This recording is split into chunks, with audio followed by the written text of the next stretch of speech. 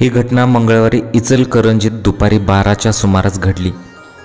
युवकाचा असा दुर्दैवी मृत्यू झाल्याने परिसरातून हळहळ व्यक्त होत आहे। भाग्येश हा इचलकरंजी येथील एका महाविद्यालयात 12वी कला शाखेत शिकत होता। सकाळी नेहमीप्रमाणे तो महाविद्यालयास गेला होता। मधल्या सुट्टीत तो मित्रांसोबत चहा व नाश्ता करण्यासाठी हॉटेलमध्ये गेला। याच वेळी याच महाविद्यालयातील शिक्षक येत असल्याचे पाहून भाग्येश व त्याच्या मित्रांची पळापळ सुरू झाली। मग यावेळी पळताना भाग्येशचा पाय गटारीत अडकल्याने तो डोक्यावर जोरात आपटला। त्याला तातडीने खासगी रुग्णालयात तर पुढील उपचारासाठी इंदिरा गांधी सामान्य इस्पितळात दाखल करण्यात आले। मात्र उपचारापूर्वीच त्याचा मृत्यू झाल्याचे वैद्यकीय अधिकाऱ्यांनी सांगितले।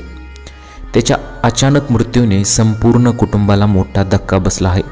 शवविच्छेदनासाठी IGM रुग्णालयात मृतदेह पाठवण्यात आला। यावेळी नातेवाईक व मित्रमंडळांनी मोठी गर्दी केली होती। नातेवाईक व मित्रांचा आक्रोश हृदय पिळवटून टाकणारा होता। दरम्यान पोलीस या घटनेचा अधिक तपास करत आहेत। अशी ही घटना घडली होती। मधल्या सुट्टीत तो मित्रांसोबत चहा व नाश्ता करण्यासाठी हॉटेलमध्ये गेला। याच वेळी याच महाविद्यालयातील शिक्षक येत असल्याचे पाहून भाग्येश व त्याच्या मित्राची पळापळ सुरू झाली होती आणि त्यानंतर हा सर्व प्रकार घडला होता।